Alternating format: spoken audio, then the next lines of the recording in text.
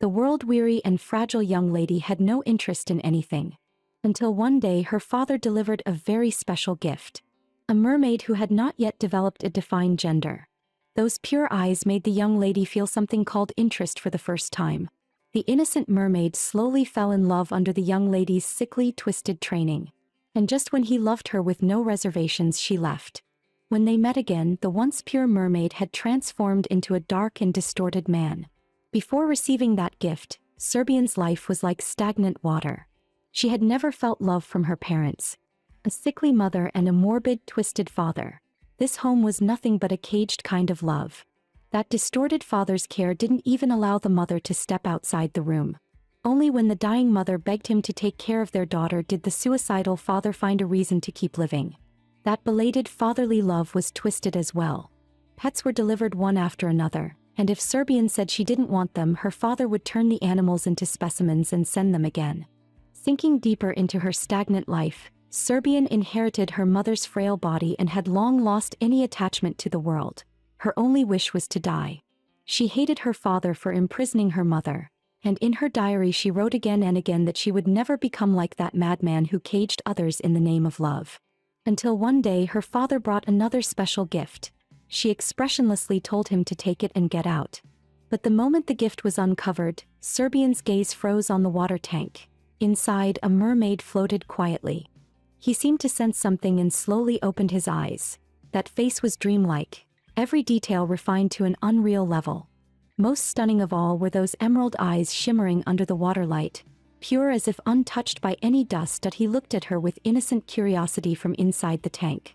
Serbian walked slowly toward the tank. Her cold expression shifted into something dangerously excited. Her eyes intoxicated and burning, her lips curled with restrained madness. She knew that in this moment she had completely awakened her father's bloodline. "Thank you, father." After everyone left the room, she obsessively introduced herself to the mermaid. The mermaid trembled under her gaze. "Do you know? Your eyes are as beautiful as my mother's." She continued talking on her own, softly sharing her family's secrets with the mermaid. She spoke of her mother, imprisoned forever by her father in the name of love, and of herself, born inside this twisted cage. Just like her mother, she had never left the mansion. Yet she longed for the day her body would recover, so she could go with the mermaid to see the seaside beyond the estate. A month passed like this. That day, Serbian finally grew dissatisfied with the mermaid being nothing but a silent audience. She had researched. Mermaids could talk. She threatened him. If he didn't speak, she would drag him out of the tank. "Then you'll have to breathe with your lungs and I'll get to examine your throat. Do you want that?" Serbian's face was filled with a sick, twisted excitement. Terrified, trembling, the mermaid cried as he admitted he could speak. "My name is Merle." His voice was unbelievably beautiful. Serbian stared at him in obsession, admiration, and tears. So mermaid tears didn't turn into pearls like the books claimed. In the days that followed, Serbian did nothing but accompany him and record his daily life.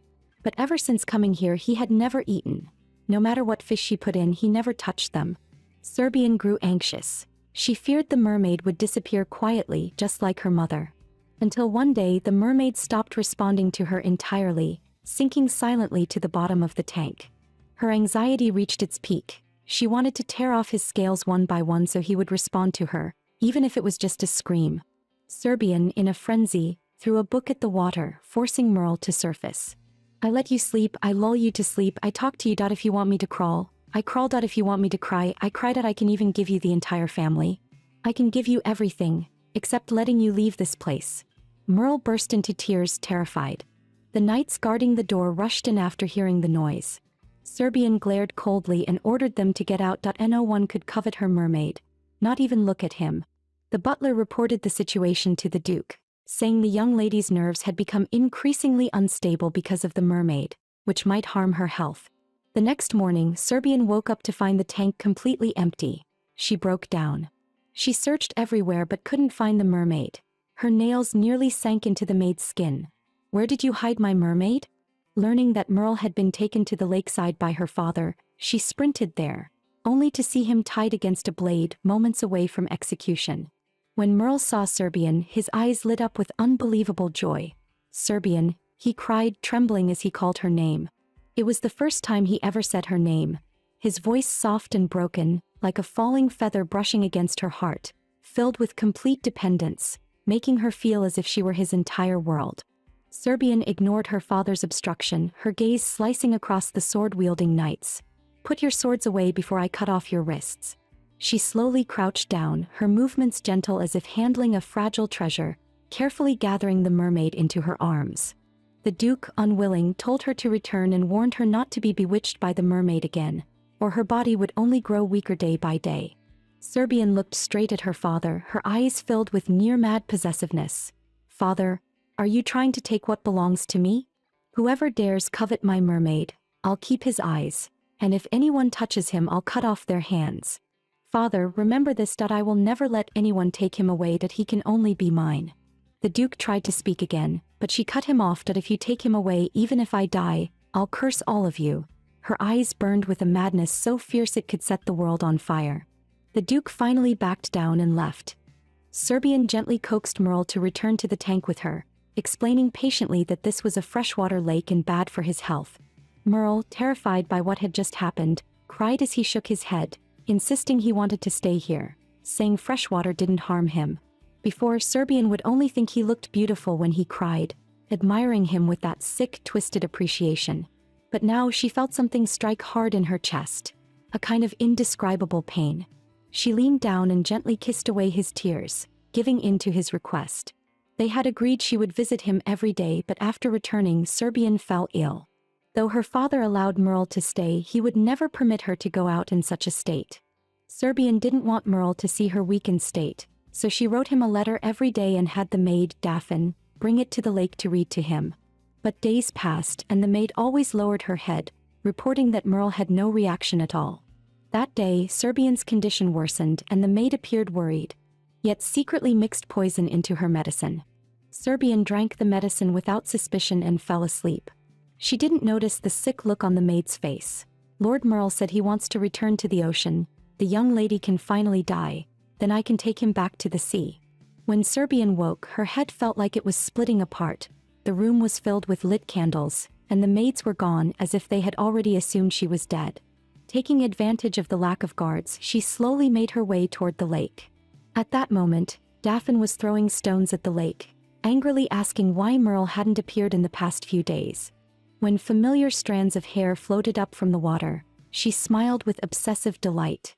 Merle curiously asked why she appeared at this time.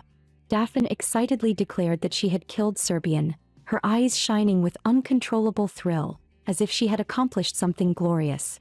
Merle froze in shock, struck as though by lightning. Daphne couldn't understand his reaction. "If the young lady dies, you can return to the ocean, right?" Merle broke down with guilt.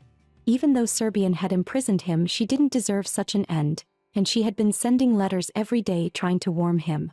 Daphne called him an idiot, but Merle trembled all over, filled with despair and helplessness, explaining that Serbian became like this because of his own power. A sick obsession twisted across Daphne's face. She grabbed Merle's body, trembling with excitement. "Now you're finally mine." In the next second, Serbian suddenly appeared behind her and attacked. Daphne collapsed unconscious, while Merle stared in shock and confusion. Serbian crouched before him, gazing at him like he was the only treasure in the world. "That I missed you so much." It turned out Serbian had already arrived at the lakeside, hiding in the shadows. When she saw Merle surface and talk to Daphne, a surge of uncontrollable jealousy and fury exploded in her chest, making her think he should be locked in the tank forever, kept within her reach, unseen and untouched by anyone but her. Even in death, he should die in front of her. Serbian had thought that after hearing Daphne's words, Merle would feel relieved about her death, but when she saw him grieving for her, she froze. That pure sorrow caught her completely off guard, her heart squeezed painfully tight. She had done such awful things to him. How could he react like this? Seeing the maid entangling herself with Merle, Serbian finally stepped forward with a stick. Merle explained that Daphne became like that because of him. "I have an ability that can confuse people, but I'm not grown yet, so I can't fully control it. You turned out like this because of me." Serbian gave a self-mocking laugh. She told Merle she was born this way. This possessiveness was inherited. Everyone in her family was a lunatic. Right at that moment, Daphne suddenly appeared and shoved Serbian into the lake. Merle hovered over the water in shock, his blood turning cold in an instant.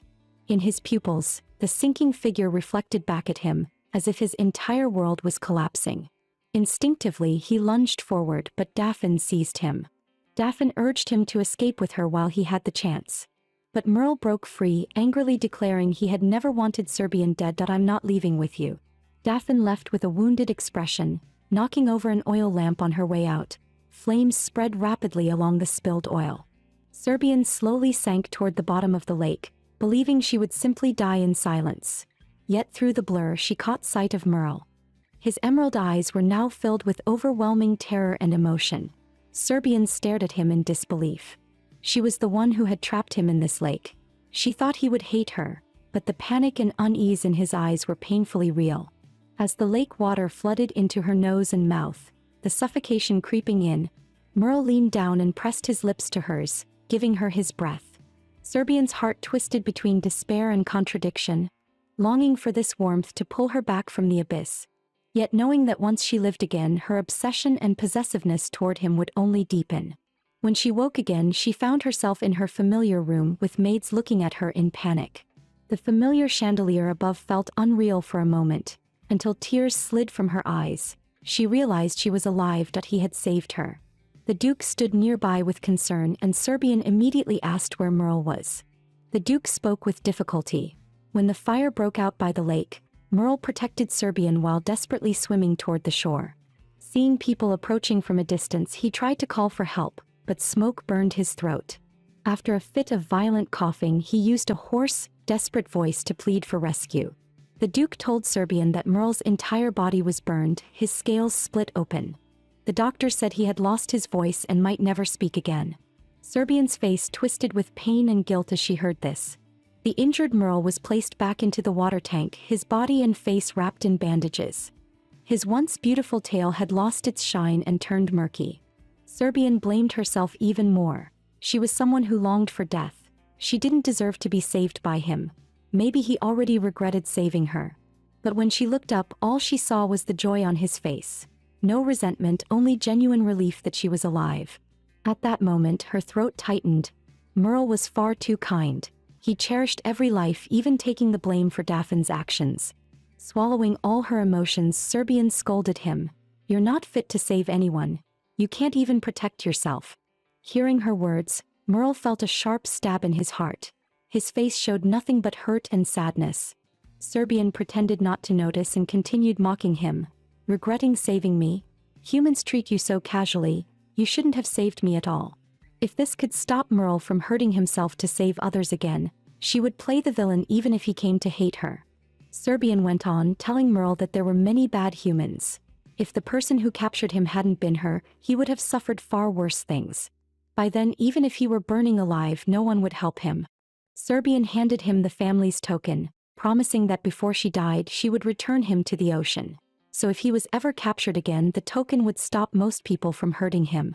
Since Merle couldn't speak now, Serbian decided to teach him how to read and write.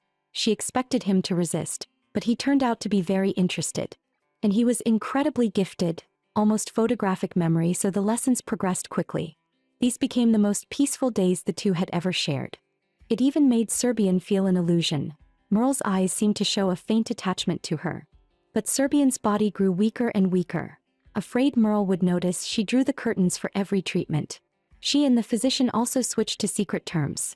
Treatment became class, new medicine became new teaching materials. As her condition worsened, the Duke replaced her doctor nearly every 4 days, but none of them helped. Serbian's pain did not lessen. Her physical condition kept worsening. That day, she forced herself to stay upright and opened the curtain of the water tank to teach Merle his lesson. Without realizing it, they reached the word family.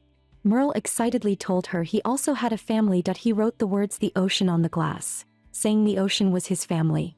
That small trace of happiness and longing on his face made Serbian's guilt deepen. She lowered her gaze and unexpectedly saw scattered scales in the tank. She froze.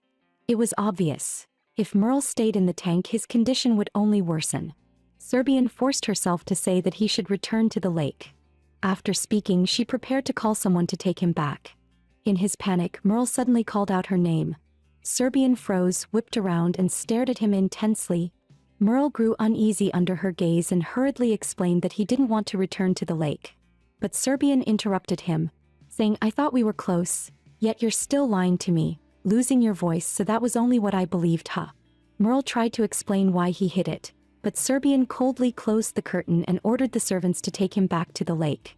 Only after Merle left did she dare show her sadness. Her body was failing faster and faster. She could already feel her time running out. The physicians were replaced again and again, until finally they returned to the very first female doctor, Bumier. Bumier seemed especially dedicated to Serbian. She had personally requested to return and encouraged Serbian patiently every day to continue treatment.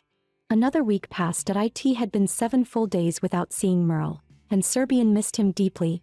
She wrote a letter every day and had it delivered to the lake. Because of Merle's ability, she sent only male attendants this time. But Night Lawn reported that he still caught a male attendant sneaking toward the lake alone in the middle of the night. Clearly, Merle's charm worked on any gender. That day, Serbian's uncle returned. Although called uncle, he was the same age as her, and the two had been close since childhood. But because he was an illegitimate child, people accused him of trying to seize the family inheritance, so he left 2 years ago to make his own way. This time he brought many gifts for Serbian. She chose a shell bracelet, thinking it suited Merle very well. She told her uncle about the merman she was raising, but he didn't take it seriously and thought she was joking. Not long after, the Duke's men came and called the uncle away. On her way back to her room alone, Serbian overheard her father arguing with her uncle that it sounded like the family had offended someone important and might be wiped out by the emperor. The Duke believed Serbian, as the heir, should stay and face the responsibility. But her uncle disagreed and insisted on taking Serbian away. Then her father said something that shattered every last piece of her defenses. "Serbian, she won't make it through this month." Since her life was about to end anyway, dying honorably as the Duke's heir was, in his view, her best fate. The color instantly drained from Serbian's face. She crouched down weakly. She had imagined her ending countless times. Maybe 3 years later, maybe after this winter. Maybe she could still welcome next spring with Merle and see his first smile in the sunlight. But now time was as cruel as a canvas cut by a knife. Leaving her with less than a month, her tears slid down silently, and in the chaos of her thoughts, one idea became painfully clear. If that little time was all she had left, she must return him to the sea. The world-weary, sickly young lady had only days left. At last, she let go of her obsessive attachment to the merman and decided to send him back to the ocean. But the innocent merman had already fallen in love with her and would rather stay in this cage forever. After learning she didn't have long to live, Serbian forced her frail body to walk to the lake, softly calling Merle. "Have you been doing well lately?" Her voice was as light as evening wind, tinged with sadness. Merle lowered his gaze, his eyes filled with hurt and a quiet resentment. "You sent me to the lake without a word, ignored me for so long. So why come now?" Serbian bowed her head and apologized, explaining that although she hadn't visited, she sent letters every day. "Did you read them?" Merle was silent for a moment, then finally spoke, stubborn and aggrieved. "No." Serbian tried to see his expression clearly, but her vision had grown blurry because of her illness. Yet in a way she was grateful her vision was blurry, because if she saw his face clearly she might not be able to send him back to the ocean at all. Serbian continued apologizing to Merle, explaining that putting him back in the lake wasn't because she looked down on him or saw him as a pet, but because she couldn't control her anger after learning he had hidden the truth about his voice. Serbian instinctively chose to hide the real reason. The constant pain made her weaker and more overwhelmed each day. But she wanted Merle to remember her as someone strong and fearless, not someone crushed by illness. That way, when he thought of her in the future, it wouldn't bring more sorrow. Serbian softly told him she would send him back to the sea today. Merle froze, confusion and panic flashing in his eyes. He slowly swam toward her, wanting to understand why, and only after getting close did he notice the sadness on her face. He stopped, then urgently asked, "Daphne said only if you die can I leave here. Are you going to die today?" In a merman's understanding, humans should live to 80. He never knew humans could die from illness, and simply thought Serbian couldn't handle things anymore. Serbian gave a gentle smile and didn't explain further. She took out a seashell bracelet from her chest and put it on him, saying it was her farewell gift. Merle lowered his eyes, brows tightening as he held back confusion and hurt. "You suddenly locked me in the tank, then put me in the lake, then stopped seeing me and only sent letters. And now you suddenly want to send me away." He paused, his fingers gently rubbing the seashell bracelet on his wrist, as if it were the only thing he could hold on to. His back arched slightly, carrying a lonely, restrained sadness. You always follow your own heart, Serbian. His fingertips stayed on the bracelet, pausing again as if compromising with himself, as if trying to convince himself. 1 month. I'll stay with you for 1 more month. Maybe that will make me feel better. His voice trembled, his eyes filled with reluctance and a faint hope, trying hard to hide his fragility yet longing for her response. Serbian froze. She had always feared becoming as obsessive as her father, always avoiding her own feelings, but now she could no longer suppress the longing inside her. She gently cupped Merle's cheek. I love you, I really love you. Then 1 month. I want you with me until the end of my life. It was the first time she had ever confessed so openly. She thought Merle would resent her for locking him in the lake, but instead he held her hand and pressed it softly to his cheek. Shock and tenderness mixed in his eyes, tears slipping down silently as he looked at her. The unease and grievance in his gaze slowly melted in her confession. Before Serbian left with heavy thoughts, she wasn't sure whether her body could last another month. Just before she departed, her uncle brought terrible news. The emperor had believed the pope's slander. The pope, swollen with ambition, had led rebel forces into revolt. And worse, the rebels would arrive tonight. In other words, Serbian's death was set for tonight. This was the day Serbian was meant to die. Her uncle brought news that the rebel army would arrive soon and begged her to leave with him. But Serbian simply shook her head. Even if she escaped, her life would not last another month. Rather than cling to a fading breath, she would rather die with dignity as the heir. She knew her uncle had never been happy in this family, his status as an illegitimate child forcing him to endure constant disdain. Before they parted, she wished that after her death he could cast off all shackles and live the life he wanted. Serbian thought she had never done anything for him, so she handed him the crest that symbolized the head of the family. Her uncle refused to accept it, so Serbian made a promise. If she survived, he would return the crest to her. Neither of them knew that this seemingly hopeless promise would change her uncle's entire fate. Holding on to that promise, he lived to 100 even while bedridden, and only passed away after returning the crest to Serbian in her next life. Meanwhile, before leaving, he warned everyone in the estate about the approaching rebels, but no one believed the words of an illegitimate child. Even when Serbian testified herself, they dismissed it as the ramblings of a dying girl. Until midnight, when the Duke died and rebels stormed the manor, flames spreading rapidly. Only then did the people realize the severity of the situation, plunging into chaos. Her personal maid rushed over with the knights, hoping to escort Serbian to safety. But Serbian shook her head firmly. She handed all her treasured belongings to her loyal retainers, begging them to fulfill her final wish, to return Merle safely to the sea. The maid agreed, then solemnly handed Serbian a bottle of poison. The Duke asked me to give this to you. He hopes you'll leave with your uncle. But if you insist on staying, taking this will lessen your pain. After watching everyone carry the water tank away, Serbian slowly took out the bottle of poison. It was the final escape her father had prepared for her. She never imagined she would truly use it, but she knew clearly that only by staying here could Merle return safely to the sea. As the poison began to take effect, she curled up slightly, trembling. Even though she had imagined her ending countless times, when death finally came close, fear and unease still surged uncontrollably. As her consciousness blurred, Serbian faintly saw Merle. He leaned close, guiding her hand to his cheek, his eyes still gentle and dependent. Serbian's lips curved faintly as if catching the last glimmer of happiness, and she slowly closed her eyes.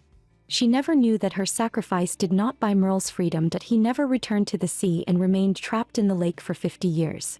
When he eventually grew legs and transformed into a human male, he was trapped another 50 years in the abandoned Duke's estate. A mermaid who waited a century was swallowed by loneliness and despair, his innocence fading into obsession, madness, and endless hatred. His shattered heart fell into the abyss over that long century, becoming a twisted and deranged existence. Decades later, Serbian was reborn as her uncle's great-granddaughter. Her uncle recognized her past self at a glance and gave her the same name. She often heard from her great-grandfather the story of a niece who imprisoned a merman, but she always treated it as a fairy tale meant to amuse children.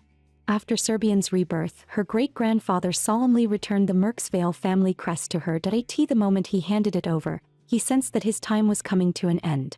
The promise he once made to Serbian had become a kind of contract. carrying the will of the divine and binding him tightly to this world. It was both the thread that kept him alive and the shackle that held him back. Even as his body weakened, he could not pass on, as if only when the promise was fulfilled could he finally rest. When the crest returned to Serbian's hands, her great-grandfather felt a wave of relief. His mission was complete, and he had no more regrets. Looking at her gently, he said calmly, "I hope you can cast off all burdens and live the life you truly want." Serbian failed to notice the deeper meaning behind his words, believing instead that restoring the family's honor had been his unfulfilled wish. From that day on, she engraved this goal into her heart and devoted herself fully to it. She led the knights trained by her family into the army and gradually established her own power. At the same time, Serbian continued searching for traces of the royal bloodline. Her efforts finally paid off when she found a royal descendant living on the streets. She supported him in reclaiming the throne, fought against the Pope's faction, and ultimately helped him regain the crown. The king kept his promise and prepared to return the Knoxrell family title to Serbian. However, just when she thought everything had been settled, the king told her a rumor. The duke's mansion that had been abandoned for a century, anyone who entered it never came out again. Hearing this, Serbian grew furious and demanded the king send knights to investigate. The king looked troubled that he had never believed in ghosts or curses, but ever since meeting Serbian, who seemed followed by misfortune, he had become rather jumpy. It was said Serbian was born cursed. Anything related to the sea led to disaster. Whenever she approached the coastline, accidents happened. Whenever she boarded a ship, waves overturned it. Even standing at the shore would somehow leave her drenched by sudden crashing waves. These strange occurrences intimidated everyone around her, and the king believed them even more. Traveling to the duke's mansion took only 2 days by boat, but much longer by carriage. Growing impatient, Serbian urged the king to finish the title transfer quickly so time wouldn't be wasted. Mina, standing nearby, hurriedly tried to calm her. "You'll become the duke sooner or later. There's no need to rush." Serbian forced down her irritation and calmly asked the king for details about the mansion. The king said there was still someone living there. He paused, then added with hesitation, "If you want the title back, you'll have to deal with that person first." 100 years ago, the duke's mansion was taken over by a strange man. The king mistakenly thought he was Serbian's relative and handed him full authority over the estate. Furious, Serbian nearly struck the king, but Knight Mina stopped her. The king knelt before her, so guilty he couldn't utter a word. The knights outside witnessed the scene. None dared enter, for the throne and this land had all been won by Serbian herself, and every knight present was her devoted follower. After Mina's repeated persuasion, Serbian reluctantly helped the king back to his feet and immediately questioned him about the strange man occupying the mansion. That person felt unusual, the king recalled. Both chilling and strangely sorrowful. Serbian mocked, "Don't tell me you fell in love with that weirdo at first sight, and that's why you handed the estate to him?" The king froze. A faint, hidden affection flashed through his eyes as he looked at her. "Love at first sight," he murmured softly. "Maybe." Then he switched to a joking tone. His looks could make even men falter at a glance. Serbian missed the meaning behind his words and instead became convinced that the man was indeed unusual, deciding to visit the duke's mansion herself. After 10 days of travel, she finally arrived. The mansion before her, though grand, was shrouded in a chilling and desolate aura. Yet she felt an odd sense of familiarity, perhaps because of the stories her great-grandfather told for years. The gate opened with ease, and Serbian stepped inside cautiously.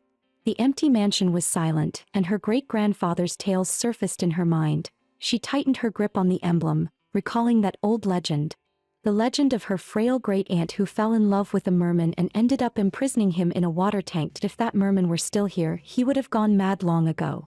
Suddenly, a figure rushed toward her. "Serbian, is that you, Serbian?" The man approached quickly, reaching her in just a few steps. He grabbed her hand tightly and pressed it against his cheek. It was a stunningly refined face, sharp yet soft, now twisted with a feverish obsession. Serbian froze in shock. Mel's eyes filled with grievance and displeasure, a chilling hint flickering beneath. "Serbian, why are you looking at me like that? As if you don't know me?" Serbian was stunned. Her first thought was, could he be an assassin sent by the Pope? But she dismissed it instantly. If he were, he would have attacked already. According to the reports, the Pope's remaining forces still sent assassins toward the Duke's mansion. Their purpose was unknown, but this man, along with that strange person who handled all assassins, An absurd idea flashed through her mind. Perhaps this was the merman from her great-grandfather's stories. Serbian gently pulled her hand back, speaking cautiously yet politely, "My Lord Duke, please calm down. I believe you've mistaken me for someone else." She studied the legendary merman before her and finally noticed the heavy aura of death around him, an oppressive presence she had only seen on the battlefield. How many people had this man killed? The thought chilled Serbian. Mel's voice was low and dangerous, heavy with pressure.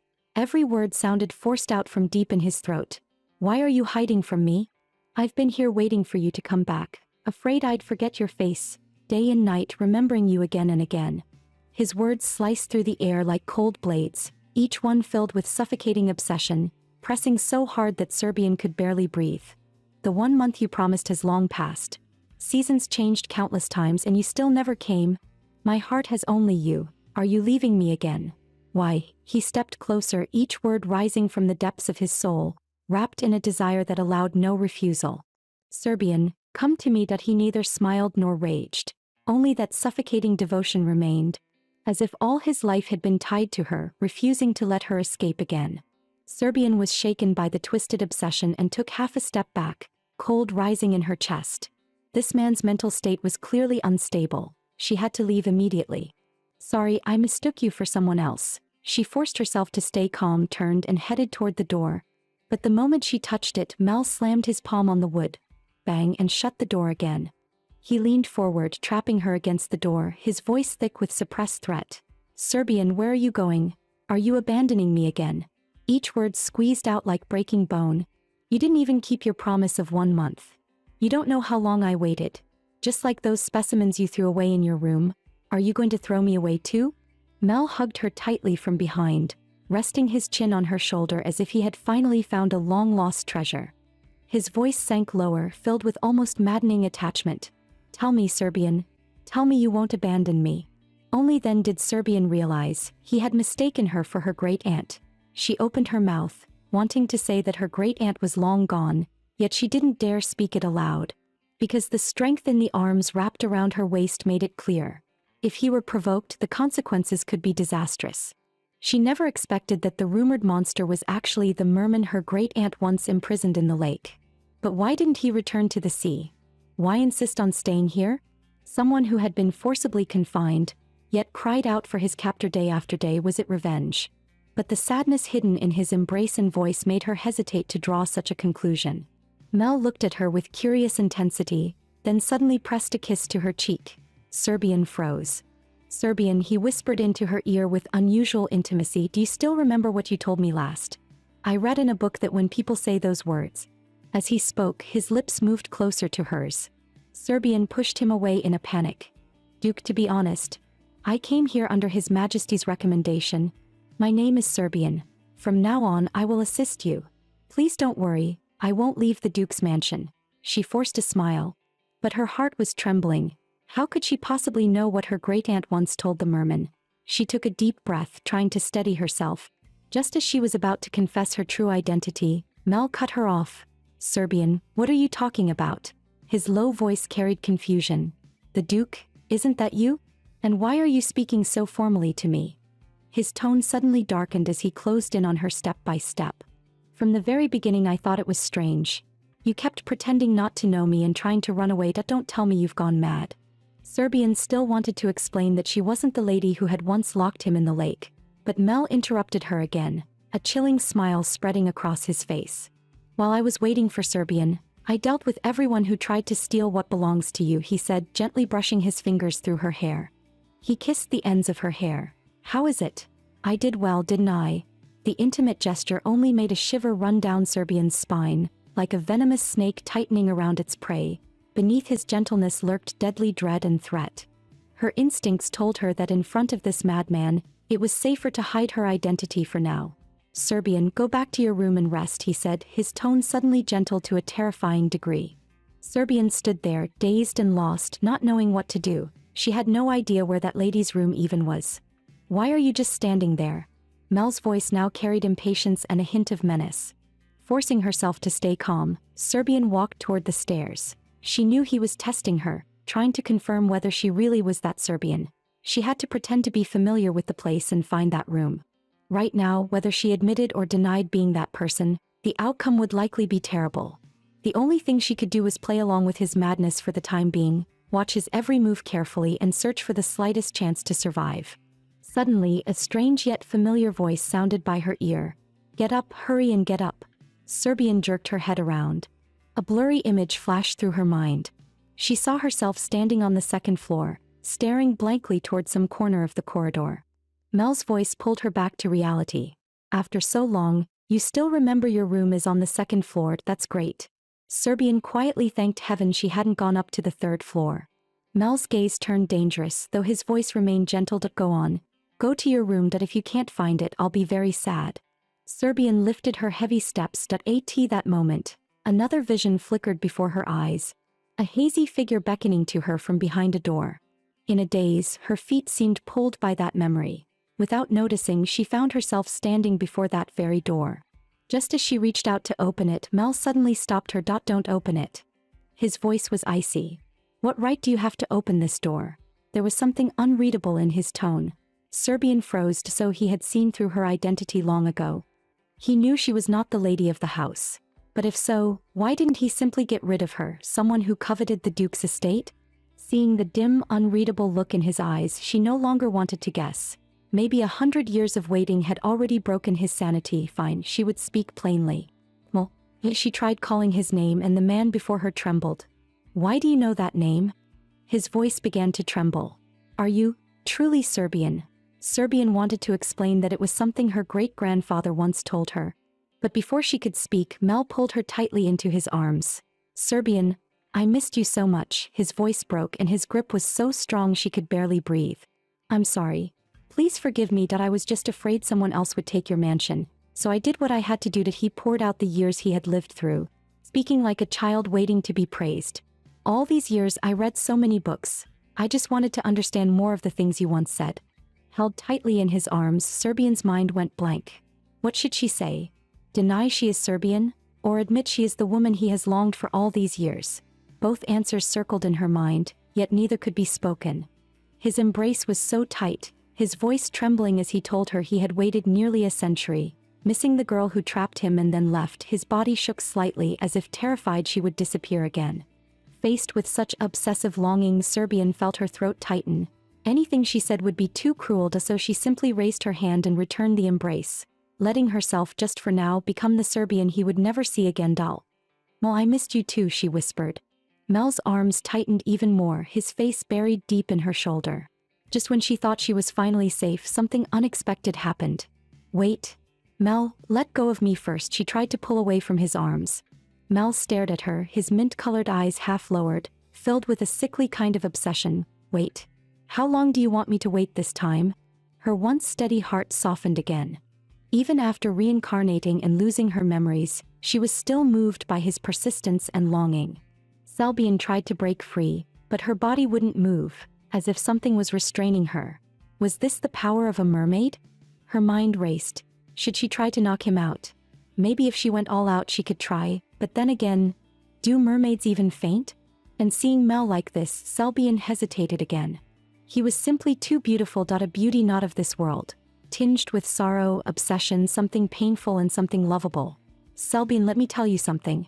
Mel gently lifted her hair. "The first time I saw you," his voice softened, "you reminded me of a little coral." Serbian froze. Mel kept talking to himself. "If you could hear this, you'd definitely ask, because of my hair color? Then you'd say only you can be my coral." "Yes. The you I know was exactly like that." Mel approached Serbian with gentle dependence. "Wait," she tried to refuse, but his eyes instantly dimmed. He released the power that was restraining her, the dominance in his voice completely gone. "Selva, hug me." The sudden vulnerability stunned her. "Don't say wait. That's too cruel for me." His voice trembled uncontrollably. "I've waited long enough. I've been scared this whole time." He spoke softly, as if confessing a long-buried secret. "When you trapped me in the lake, I thought that was the worst pain. But what came after was 1,000 times worse. So cold. So lonely." He pulled Serbian into his arms carefully, yet with a desperate strength, as if she were the only light in his endless night. Serbian's heart trembled. She lifted her arms and hugged him back. "As long as you want it, I'll hold you." His body shook faintly as though he wanted to spill out a century's worth of unsaid words. Before every sentence, he softly called her name, afraid she might vanish again. Selbian, all these years I survived by thinking of you. Selbian, while you were gone I read so many books. Selbian, because I wanted to understand you more. His voice echoed like the deep sea. His hair carried a faint scent, his warmth was comforting, mixed with the freshness of lakeside grass.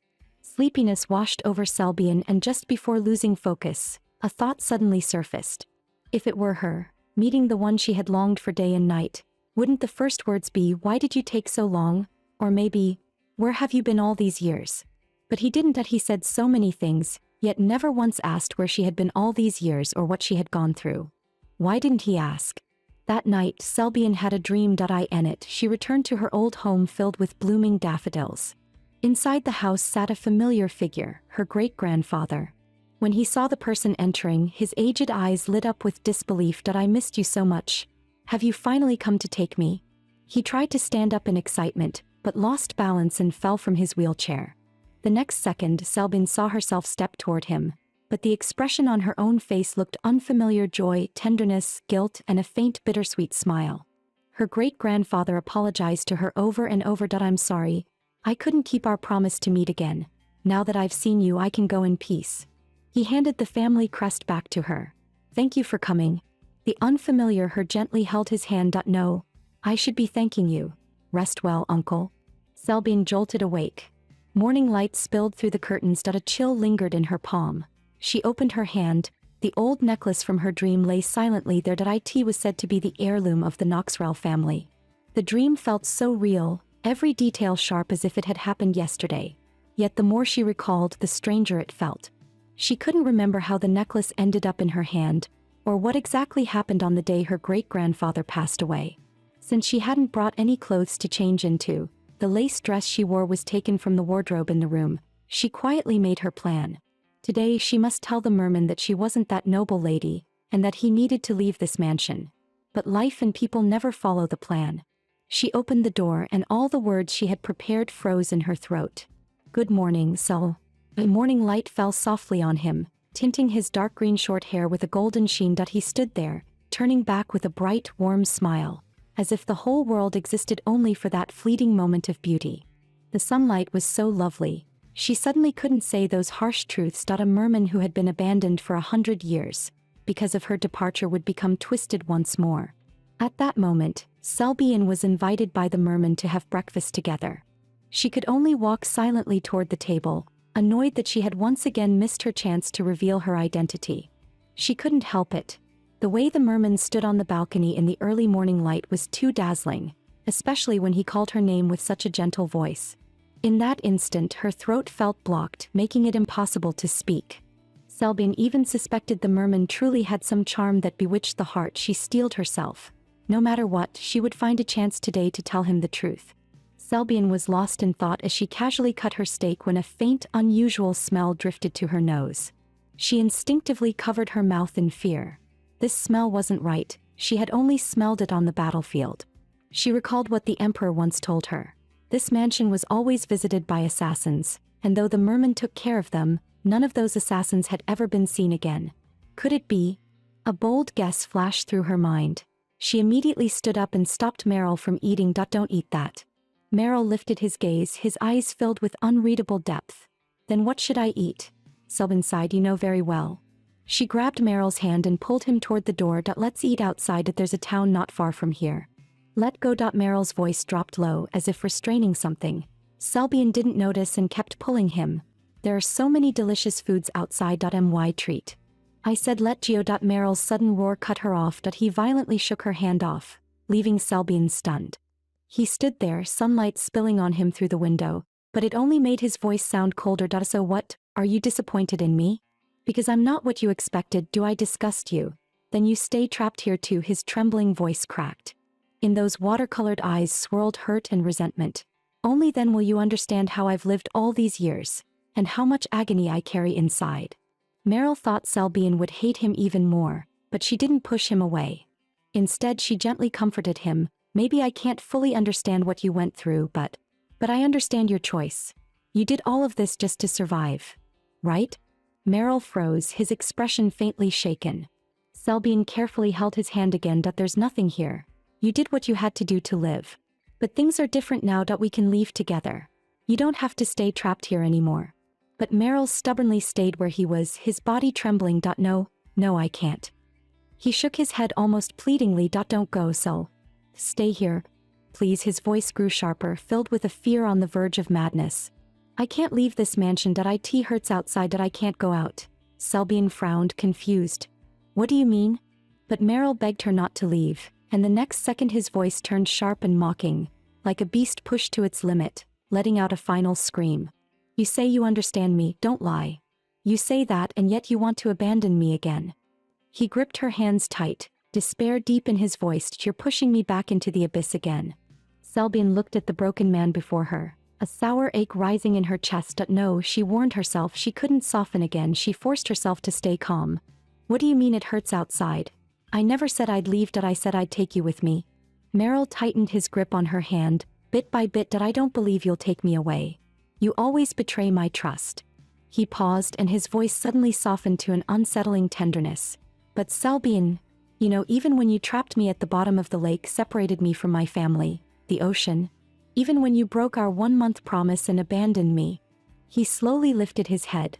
The coldness in his aqua eyes vanished, replaced by a sickly, gentle devotion, like someone drowning in darkness finally seeing the only light, rushing toward it even knowing it would burn him.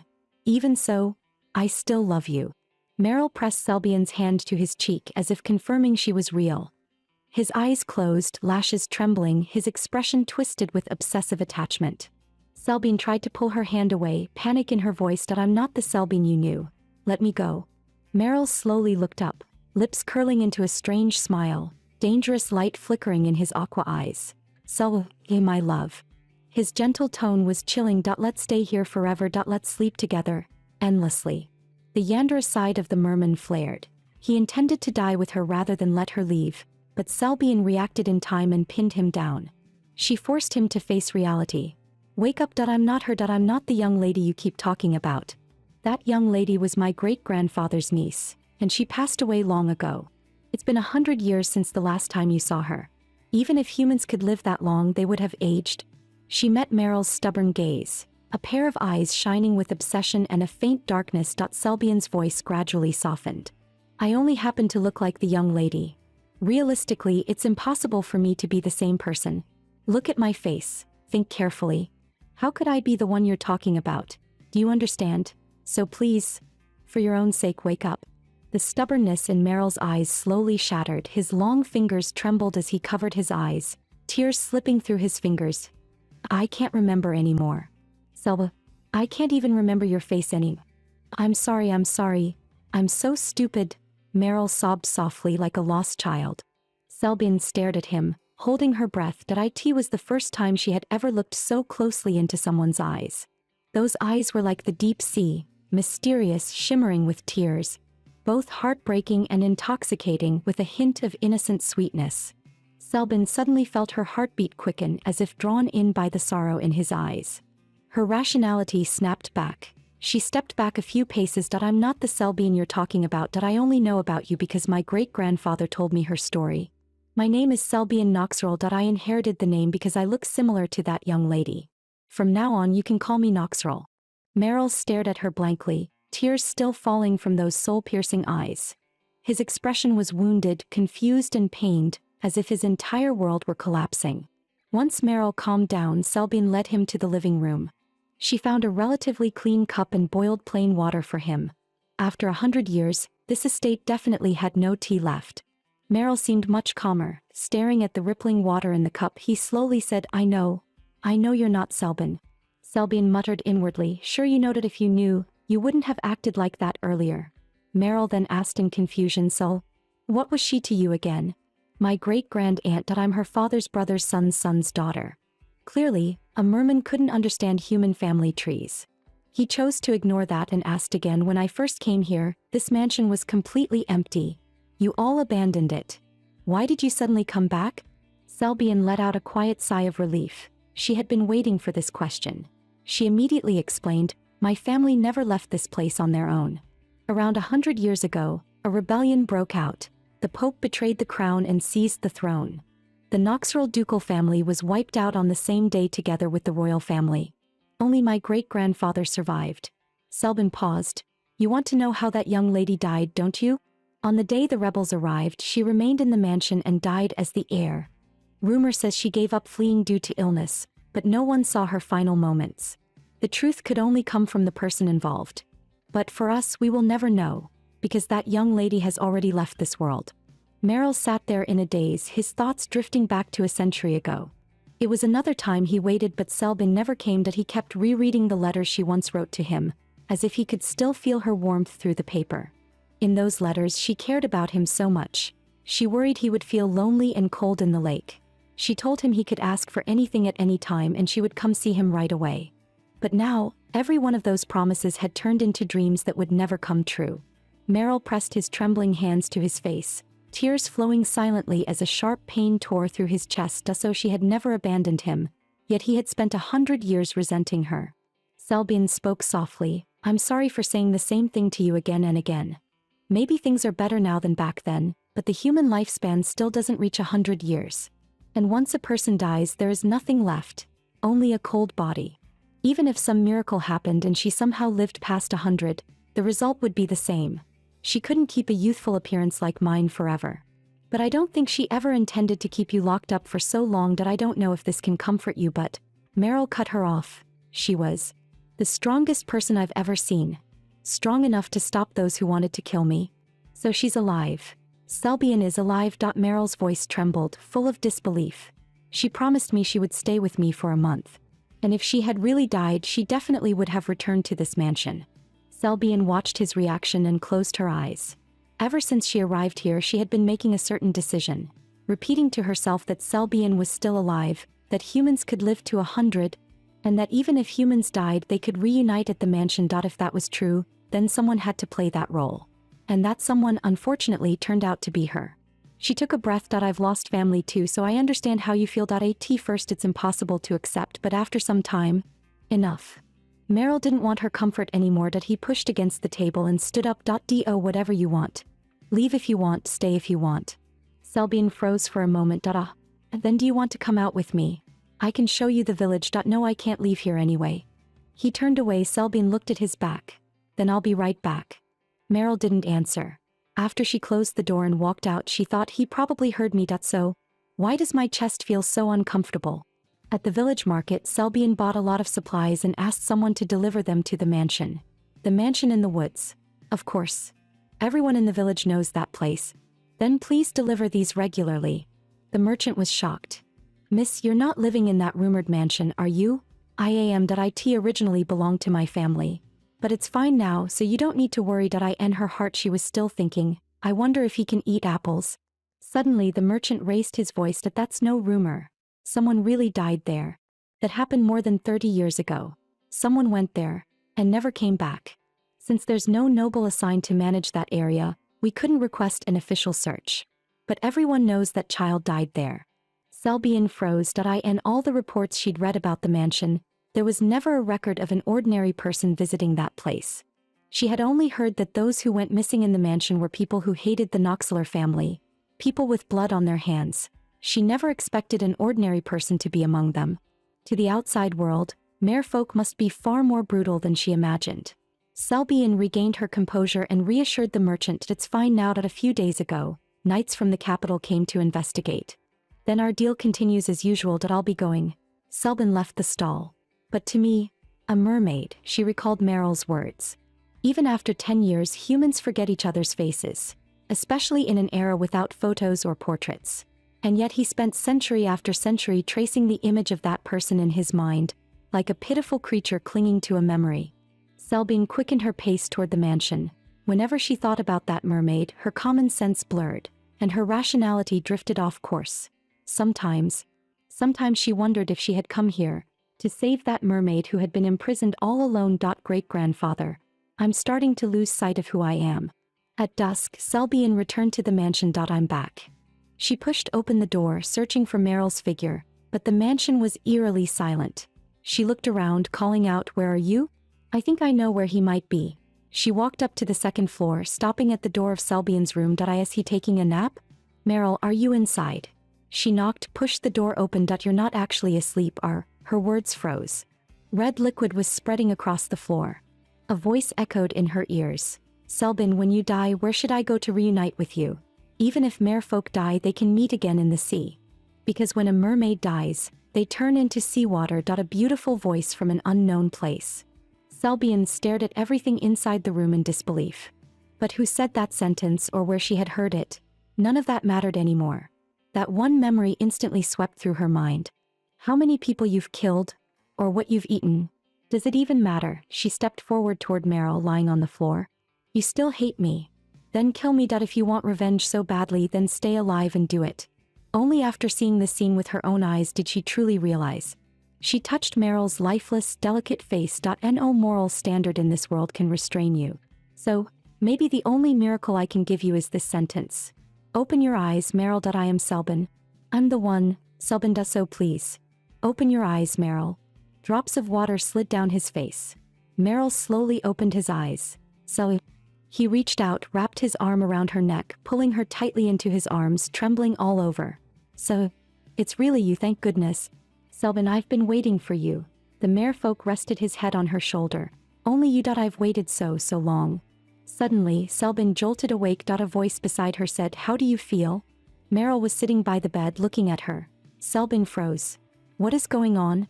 Meryl answered, what do you mean? Are you mocking me just because I'm still alive? Selbin quickly shook her head. No, that's not what I meant. You fainted here just now and the whole floor was soaked. What are you talking about? What? Was all of that a dream? But she clearly remembered the floor drenched with water, smelling of sea water and blood. Is it because I have legs now so you don't like me anymore? Meryl suddenly climbed onto the bed. What are you talking about? Selbin panicked. Meryl leaned closer. Because I have legs now, I'm no longer rare. So you're pretending not to know me again, aren't you? Meryl braced one hand beside her, speaking with urgent breath. About yesterday, I didn't explain it clearly. I thought that if I didn't pretend to be that person, you would really die, so. He suddenly leaned in, cutting her off. You finally remembered everything, didn't you?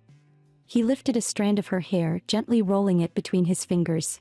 Every day I prayed that when you came back here, you would remember how easily you abandoned me back then. Meryl pressed a soft kiss against her hair. Looks like my prayers were finally answered. From now on, he looked down at her from above. I'll return every bit of pain you gave me. Selbin gasped. Wait. She grabbed his clothes, trembling. Meryl, listen to me first. I made that mistake because. Her voice shook. I thought you were like this only because you were locked up too long. That if I gave you normal food and a normal life you would get better. But that was my illusion. She stared at him, her chest tightening. You've been broken too completely. So completely that even I can't save you. Meryl's lips curved into a gentle yet terrifying smile. From now on, you're not allowed to leave this room. Not even a step. As the sky darkened, Meryl said softly, sorry, I pushed my joke too far, didn't I? You must be exhausted. Rest for today, Selbin. He kissed her hair. If you need anything, just tell me. Selbin glanced to the side, thinking. He did everything he wanted, yet still has the nerve to say that. No matter how I explain it, you always reach the same conclusion. You are Selbin. I've said it many times. I'm not. He cut her off again. This topic ends here. Anyway, from now on you can't leave this room. He stepped away from the bed. Selbin yelled, What do you mean by that? You want to imprison me here? Meryl kept walking. This level doesn't even count as imprisonment. I'm not watching you 24 hours a day, not locking you in a tiny space and not abandoning you, he added. Selbin shot back, but I didn't do any of that. Meryl's voice sank, stubborn and possessive. Selbin, here no one can hurt you. Only I can look at you. No one else is allowed to covet you. So I hope you understand how hard it is for me to endure this. His hand rested on the doorknob. He glanced back. Otherwise, to satisfy my own desires, I would have tied you to the bed long ago. The bedroom door slammed shut.